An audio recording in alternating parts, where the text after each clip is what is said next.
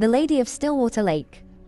The sun was folding itself into the horizon, bleeding gold and ember light across the surface of Stillwater Lake. It had been a quiet day for Daniel Harper, a few bass, nothing worth bragging about, but enough to make the hours feel honest.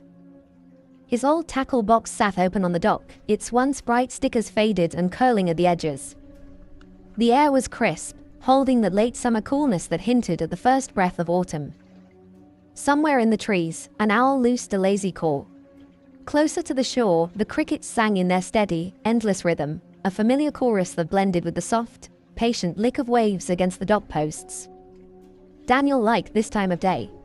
The world slowed down, and all the noise of life felt pushed back beyond the tree line. He stacked his rods in the bed of the truck, their tips clinking lightly as they met. The smell of wet earth clung to his boots, layered with the faint tang of gasoline from the old outboard motor. For a moment, he leaned against the truck's open door, eyes on the water. The lake lay like a sheet of molten bronze, broken only by the slow swirl of a fish beneath the surface. It was beautiful, the kind of beauty that belonged in postcards or paintings, or dreams. He didn't notice when the crickets began to fade. At first, it was so subtle it could have been a trick of the ear, just a missing beat in their rhythm. Then another. And another. By the time the silence had settled completely, Daniel was already moving toward the back of the truck for the last of his gear. The quiet pressed in like fog. No crickets, no frogs, just the faint, careful slap of water against the shore. Daniel didn't notice at first. His mind wandered to the drive home, the warm dinner waiting, and how the lake might look under the morning mist. Then he heard it. It was faint at first, almost woven into the breeze, a melody, low and soft, drifting over the water. Not words, exactly, but something close, syllables smoothed by water and distance. The tone slid between notes with a strange, liquid grace, as if the song had been written for the lake alone. Daniel froze, one hand resting on the tailgate. The sound didn't belong here. It wasn't a radio. It wasn't another fisherman. And it sure as hell wasn't any bird he'd ever heard. But it was beautiful. Too beautiful. Something in that melody tugged at him, gentle but insistent, the way a half-forgotten memory will rise unbidden in the mind. Before he realized what he was doing, he had stepped away from the truck and back toward the dock. The boards creaked under his weight, unnaturally loud in the stillness. Each note of the song grew clearer as he neared the water, warm threads winding through his thoughts. Then he saw her. She stood waist-deep in the shallows, far along the curve of the shoreline. Her hair was black, heavy with water, dripping over her bare shoulders. Her skin caught what little light was left, pale, luminous, like moonlight on fresh snow. She did not blink.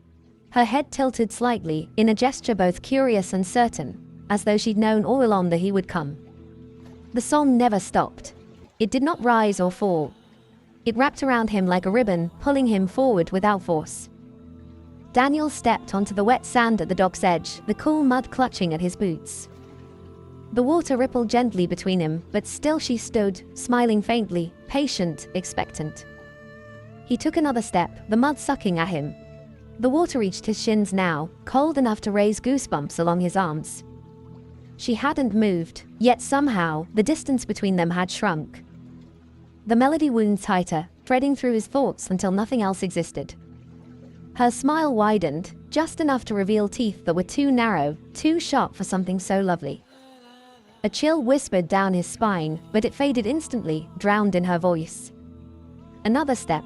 The water climbed to his knees.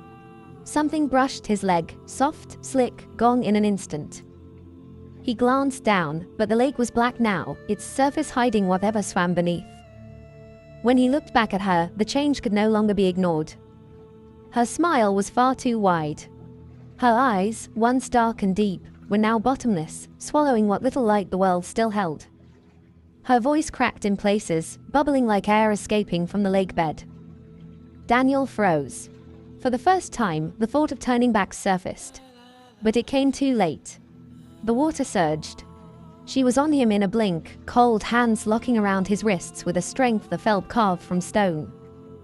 Her face was inches from his now, and he saw what the pale hair swirling in the water truly was, not hers, but strands still attached to what lay beneath. faces, slack and grey, swayed gently in the current. She pulled. The lake swallowed him in a single, soundless gulp. Only a ripple marked where he had stood. Then the water smoothed, the shoreline empty once more. A short couple of hours later, as the last boat is pulling out of the lake, and the last fisherman is stowing away their tackle, they can't help but notice the abandoned truck sitting by the beginning of the dock. The driver door standing open, a soft chiming coming from the dash. The keys were still in the ignition. The tackle box lay open on the tailgate. A thermos of coffee, still faintly warm, sat on the next to it. None of them noticed when the crickets started singing again. Thank you for hanging around until the end of our tale. Every view is appreciated. If you have enjoyed it, please hit that like button and considering commenting and subscribing.